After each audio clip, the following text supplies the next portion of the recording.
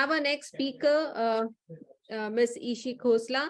She is a clinical nutritionist. She's a columnist, author, entrepreneur, researcher. She is the founder of the Celiac Society of India, which is one of its kind society in India. She's an author of many books. Some of them are Eating at Work, The Diet Doctor, Is Wheat Killing You, and The Cholesterol Facts. She regularly writes for leading newspapers and magazines. She's been listed among the 25 most powerful women in the country by the India Today group. And today we have with her to share her insights about gut health and diet. So we have heard about SIBO, we have heard about GERD, heard about the tests that we need to do for gut health.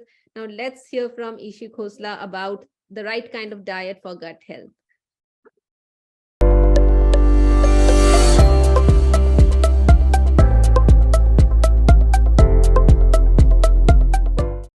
A very warm welcome to you, ma'am. Over to you. Thank you very much. And it's wonderful to be on a forum where my work the last 15 years completely resonates. I mean, I don't call myself a functional medicine expert, but by default, my work has just taken that path. And the joy in practice today is something which I could never imagine with just pure nutrition. So it's absolutely delightful to be here among this audience. And the only thing is my topic was diet and gut health, which is really vast because diet itself is a huge subject, and the impact on gut health is also is very diverse. And so in the half an hour which I have got, I thought I would just pick on parts of diet and parts of gut health, which could be of more use to this audience, which is also a very evolved and aware audience. So it was difficult to decide what to tell you all, but nevertheless, I think what I decided was, can I start sharing my screen? I'll do my slides myself. Yes, please, you can. The screen is visible.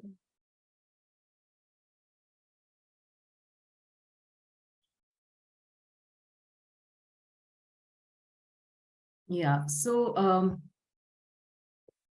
in fact, my book, it's in maybe the next 2 weeks, it would be out, and it's called the 4G Code of Good Health, the 4Gs of Good. And this basically was talking about the Gs are gut, girth, gluten, and glucose. So I took this, the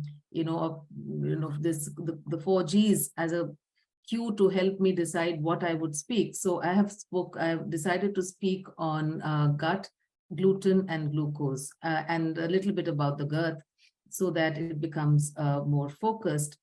And this is something which everybody in this audience understands.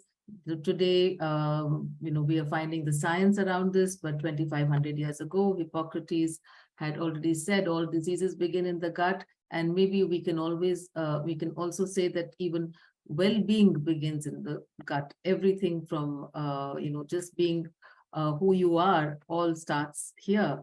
And the effect of diet is completely, now the most important, I would say, completely, I would use the word, if there is one point which we can change, and one point which we would like to change, and which is changeable in our own hands, is what we eat. The environment, the toxins, all of that, the technology, the stress that we have in the environment, all of these things are not in our hands, really. So we have to live with those. But what really is a tool which we can use to modulate our lives and health is our diet. And the impact of diet on our gut is outlined here in the 7 points.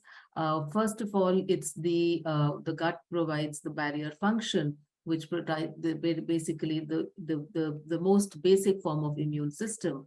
And it is the seat of the microbiome. The most of the microbiome in the body is in the gut, and everything is actually modulated by this microbiome.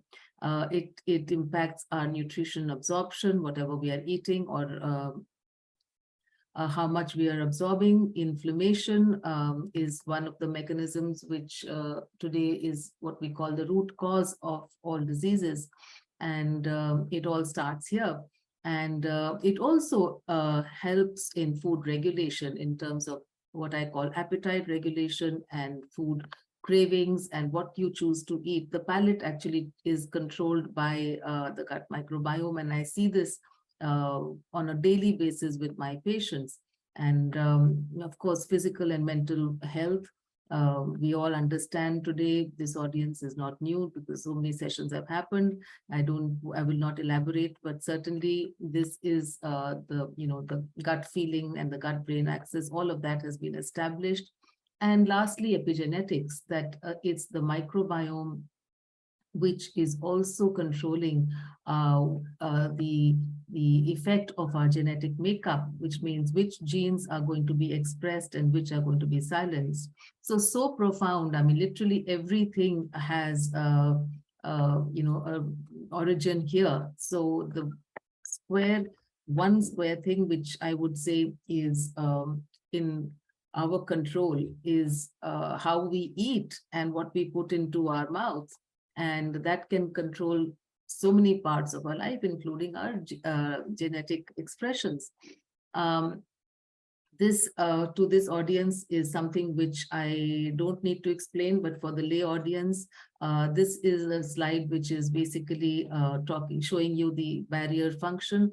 The cells on the left side are very tightly joined, and this is the mucosal membrane, the epithelial cells, and on the right side are open, and that's what we call the leaky gut, which allows the passage of toxins and undesirable elements into the bloodstream, causing systemic inflammation.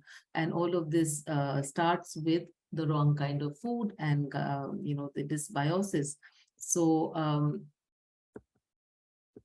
there is something to be said about this aspect of our body, which is the girth, which means the circumference around our waist measurement, we call it abdominal fat, the visceral fat. So right in front, I mean, we have the gut inside, and outside is the girth, and how much we measure outside is a marker of inflammation, and also the propensity to developing diseases in lifestyle diseases.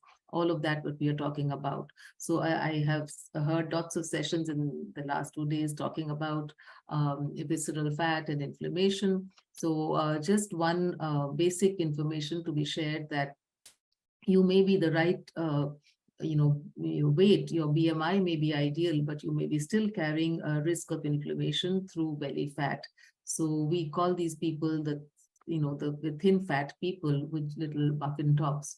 And that is telling us that there is something going on which is not right in your gut, which is causing this, the excessive, the belly fat, and which is correlated to health. So all of these are really starting with what we are eating, affecting our gut, and then thereafter. So just for the audience sake, the measurement of the belly fat has been identified with high risk and low risk, and the ideal is 90 centimeters, less than 90 centimeters for men and less than 80 centimeters for women. And this is a tighter regulation for the South Asian population compared to the Caucasian because of our genetic predisposition to diseases. So and of course, the ideal BMI for Indians, again, is less than 23 as against the Caucasians, which is less than 25. So just trying to connect the fact that how the gut microbiome can impact our health. And, the word dysbiosis is very, very well understood.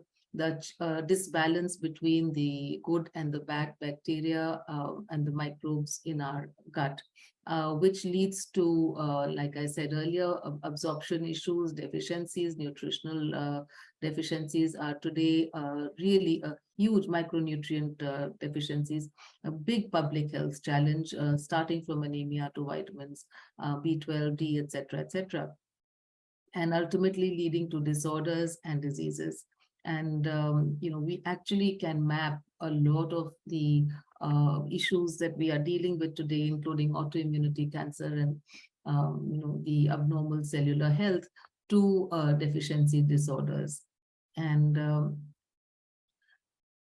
so it's really these microbes which are controlling not only what you're eating, but what you're absorbing. So very often, I mean, I would say each of my obese patients comes with the worst, the lowest levels of vitamins, and particularly vitamin B12, iron deficiency, vitamin D, and some of them we measure, some of them we don't measure, but we can see how malnourished the obese population is, because they suffer from what we call dysbiosis. And this also has been repeated several times that our gut is host to about more than 100 trillion microorganisms that together possess 150 times more genes of their own than the human genome. And then therefore, this is almost now being called an organ in itself.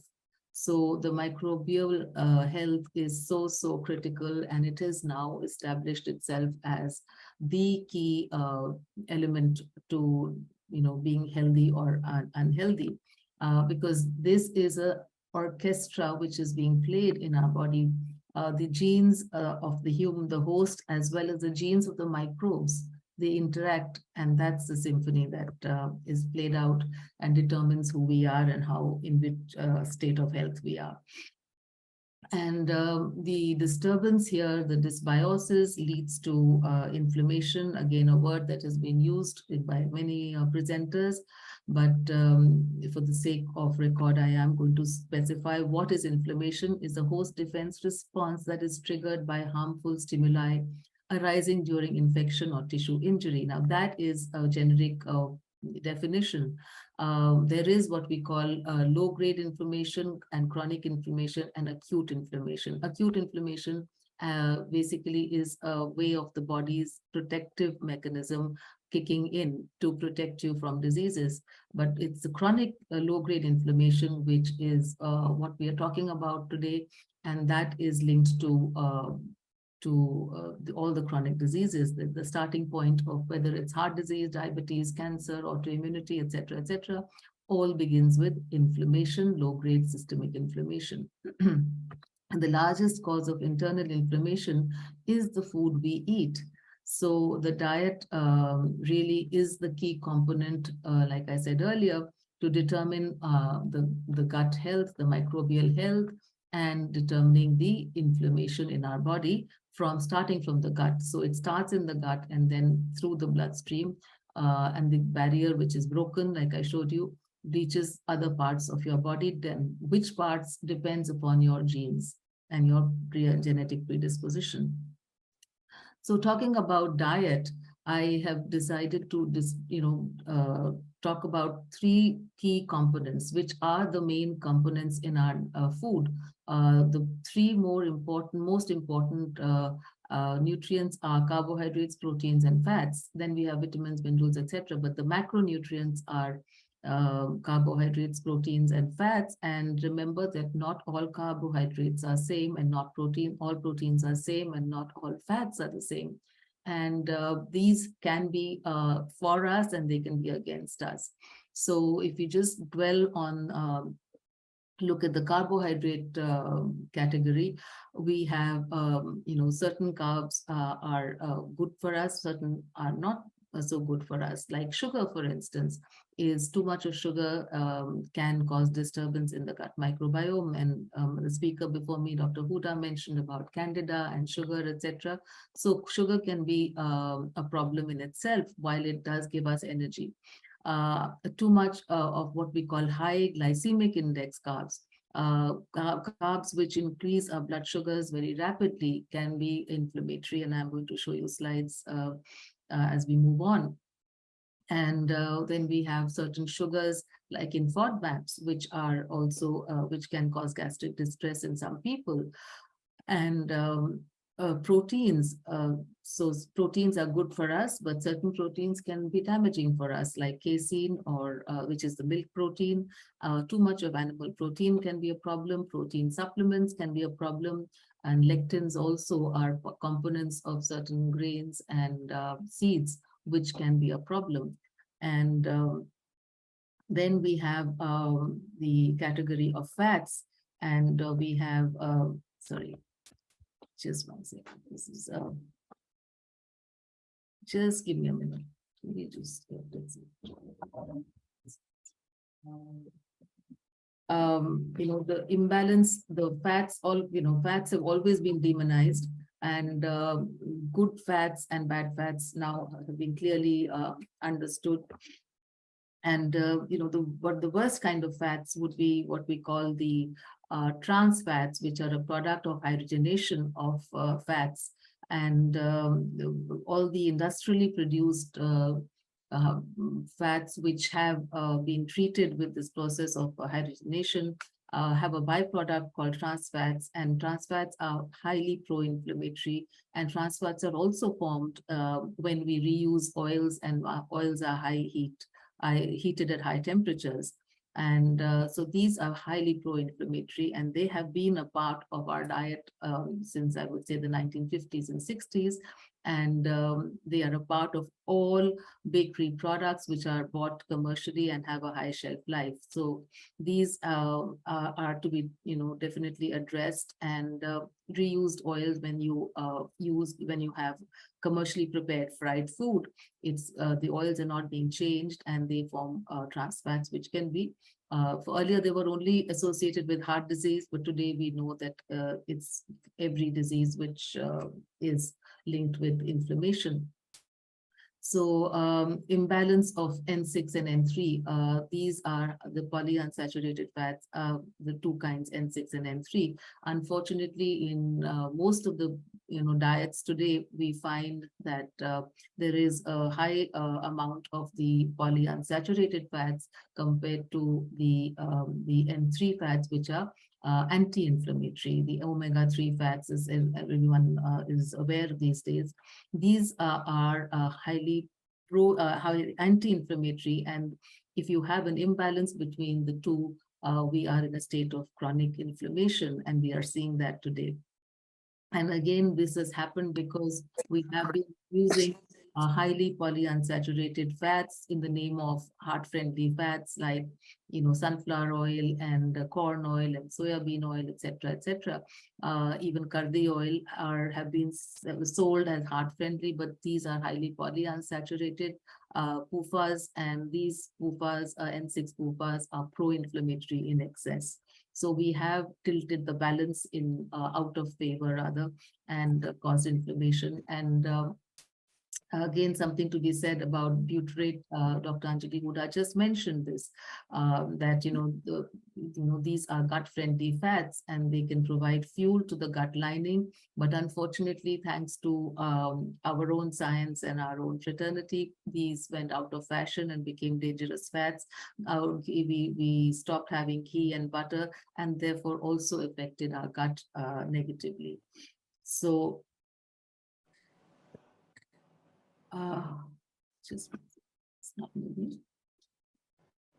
Shall I share the slides for you, ma'am? No, I'm fine. Just I think it's just hung for a minute. Yeah. Okay. So the mechanisms, there are many mechanisms for how the gut lining gets affected by the diet that we have.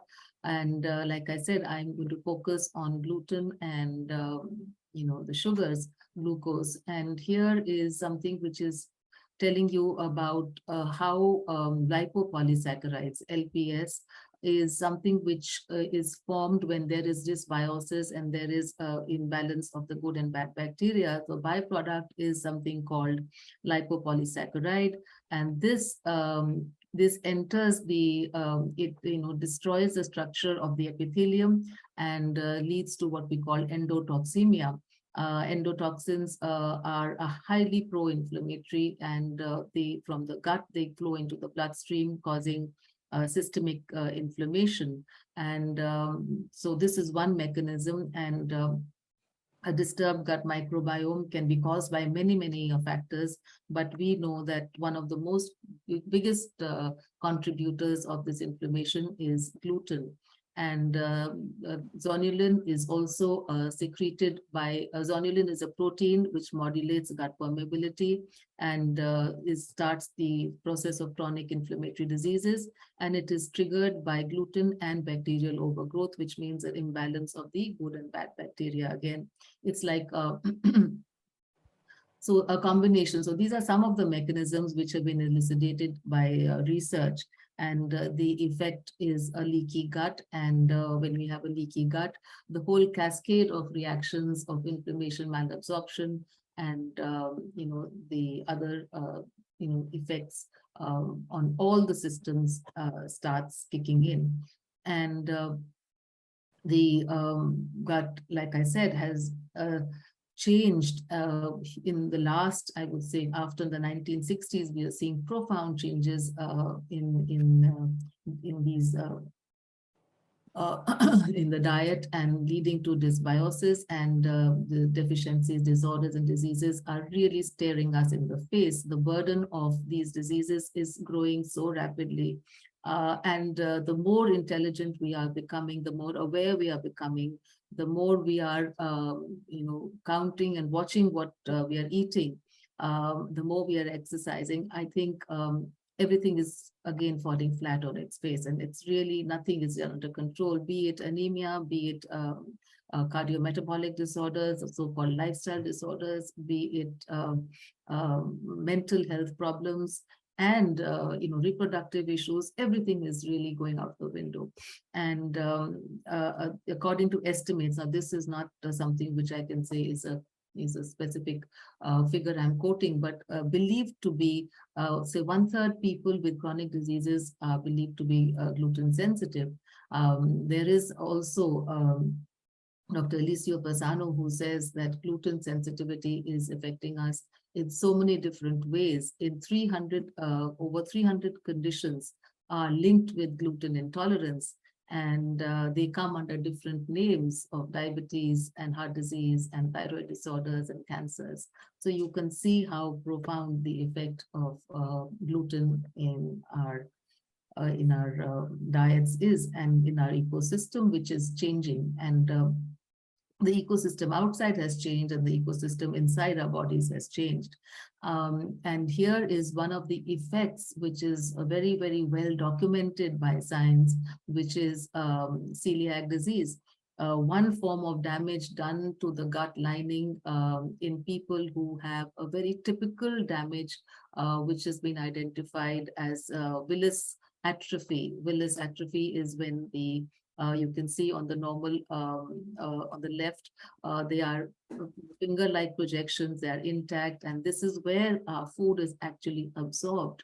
And when gluten attacks people who are sensitive to gluten, this Willis atrophy begins, and they begin to get blunted and gradually become completely flat, and they're bald intestines, where the nutrition of the individual is not taken up, and we see my deficiencies. And so this is a disorder which was, I think, identified about 100 years ago, and the name was given about 60 years ago. And there is very clear cut symptoms and the damage, and the tests for this are very clear. But all of it starts, like I told you earlier, in the previous slides, with the leaky gut and the inflammation, which starts right there. So this celiac disease is on the rise, and it's strange that it has gone up fourfold in the past 60 years. And a lot of people say, oh, we become more aware and we are testing more. But there are researchers to say that it is not about testing, because there are experiments, and they've done samples of 9,000 Air Force people from the World War time, saved those samples and checked the samples today and of blood samples, and seen that the celiac disease incidence is way higher now than earlier.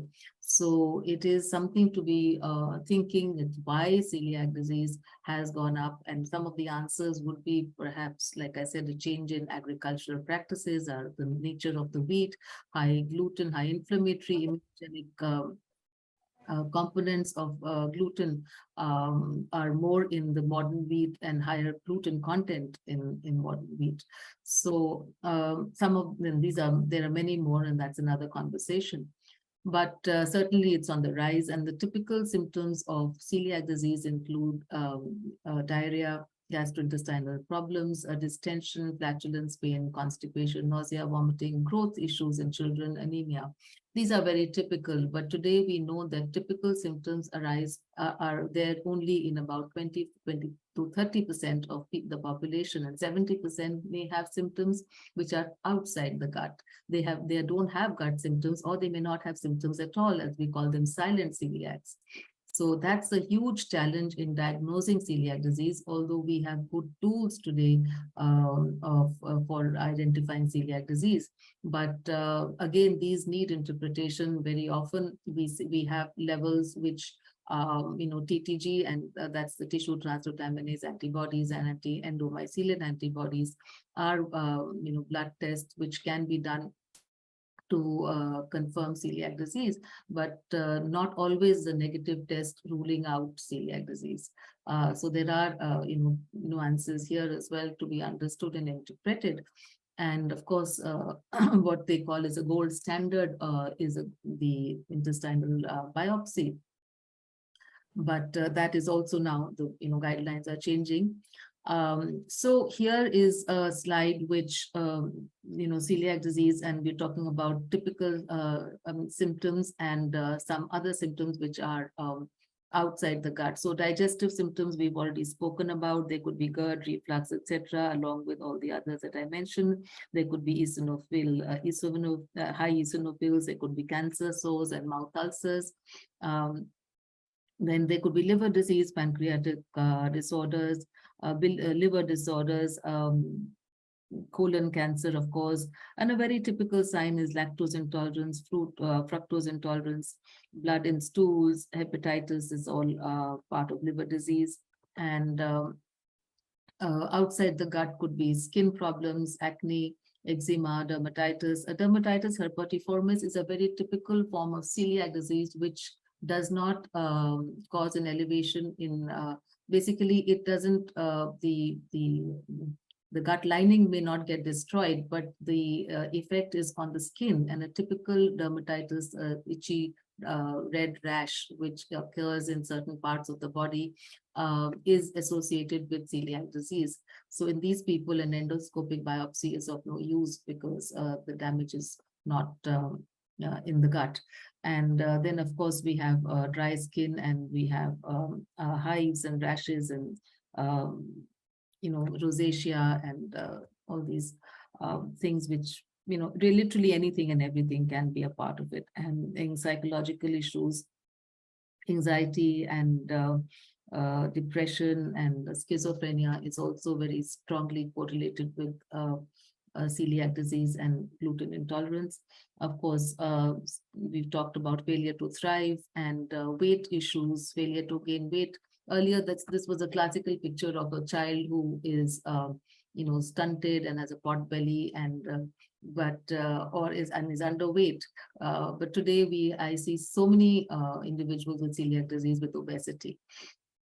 So we don't, we never suspected it earlier, and now we check everybody, and we realize how silent and how varied this disorder is. And we also talked about neurological problems, epilepsy, brain fog, ADHD, autism, neuropathies, etc. muscle problems, a whole lot of bone problems. I don't want to read out all of these, but breathing issues, respiratory disorders, ILD, wheezing and asthma, women's reproductive issues, infertility, miscarriages, chromosomal defects, and general symptoms, of course, of this, we just talk about fatigue and chronic, fatigue syndrome and nutritional deficiencies, and a whole bunch of autoimmune disorders. I'm not going to read out all of these, but some of the most common ones we are seeing are thyroid disorders and alopecia, and type 1 diabetes is really on the rise, lupus, MS, and so on and so forth. So this, of course, we have already discussed most of this, the symptoms. So I'm going to skip this slide.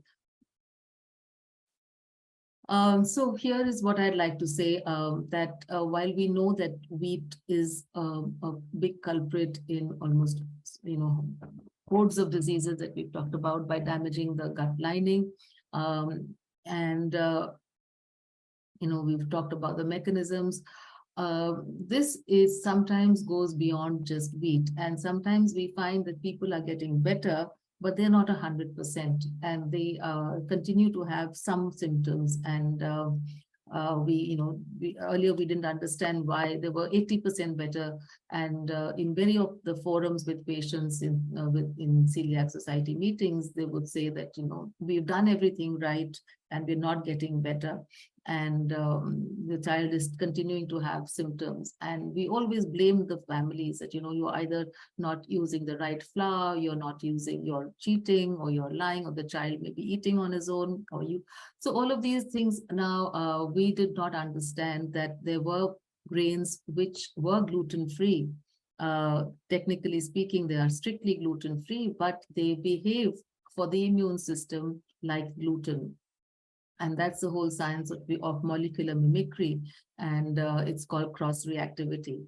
And and actually, when we remove these what we call trigger grains from the diet, in addition to gluten or forms, we find we get 100% results almost. I mean, all the complaints go away, and these include soya, corn, oats, buckwheat, amaranth, and even sabudana, which is an Indian grain. So this is for people, who are in practice. And so there is a whole science around it, and it needs supervision and handholding to get to eliminating these kind of trigger foods. Of course, there are many other aspects of diet which affect the gut, but the role of micronutrients is very, very important. And I'm just going to list the most important ones. Include A, because it gives you the structure of the gut lining: vitamin B, C, D, E, zinc, magnesium, calcium, glutamine, selenium, and glutathione. And macronutrients we've already discussed, and of course, not to mention the importance of fiber and phytonutrients I'm going to talk about, and hydration. So all of these do affect gut integrity. And phytonutrients are all the polyphenols found in all the vegetables, fruits, spices, and the colored food that we have around, with provided by nature. And so these these polyphenols actually not only provide disease preventing molecules, but they also have epigenetic properties. That means they have the ability to turn on and turn off genes. So they are actually hugely, we've talked about vitamins and minerals all along, but these are the importance of the bright colored vegetables and fruits and the spices, etc. And even our oils and some honeys, they are sources of phytonutrients, which have a huge role to play in our health. And they affect gut integrity as well. And the way to improve them in the diet is to follow what we call a rainbow diet. At least try and have all the 7 colors as often as possible, and follow the half plate rule, which is fill up your plate with vegetables and fruits. At least half of it should be that, and divide the other foods accordingly. And something like I said about glucose, we talked about gluten, and now we move on to the sugars. High glycemic meals, which means foods which increase your blood sugars rapidly, which include wheat, which include rice, which includes sugars and fruit juices, etc. These all the grains, mostly all the grains, have the ability to cause inflammation through various mechanisms. I will lose time if I go on to explaining these, but clearly these have a huge inflammatory role to play. Sorry to interrupt, ma'am. We are over time. Yeah, so just mentioning the importance of low glycemic foods is, I think the audience here does understand. Talking about FODMAPs, are the fermentable oligodimonosaccharides and polyols, certain sugars which bother the gut. And of course, too much of, we talked about Candida. We'll skip this slide. And lastly, what I'd like to say is that we are talking about gut health and diet, which is impacting the individual, but also the importance of what it is doing to the future generations. It's extremely important to understand that many of the diseases we are talking about today are coming from the gut and from in the fetal stage. So, lots of dietary factors, we've discussed some of them, can impact the baby by, producing, and if the mother is making antibodies to foods, these are actually going into the baby's bloodstream even before they are born through the placenta. They're called placental crossovers. And that is setting the stage for these children to develop the risk of diseases later in life. And of course, the type of birth, which means cesarean versus a natural birth, can have a profound impact on the gut of the baby, and of course, breastfeeding, etc. So my last slide is just how diet and gut health are the gateways to good health, and the 4Gs that we spoke about are important. And a highly anti-inflammatory diet is what is required to get there, and diet which is going to provide high nutrition, antioxidants, polyphenols, like a rainbow diet, pro and prebiotics, which are important to boost the right kind of bacteria, to prevent dysbiosis, fermented foods, and postbiotics, addressing gut health and digestion and food sensitivities, introducing good fats and adequate proteins, fiber, and fluids, a low glycemic, low carbohydrate, controlled carbohydrate diet, which is low in sugar, no to trans fats and processed foods, which have additives, avoiding excessive alcohol, and of course, an anti-inflammatory lifestyle, which includes yoga, meditation, and an active lifestyle. So with that, I'll conclude this conversation, and thank you very much for your attention.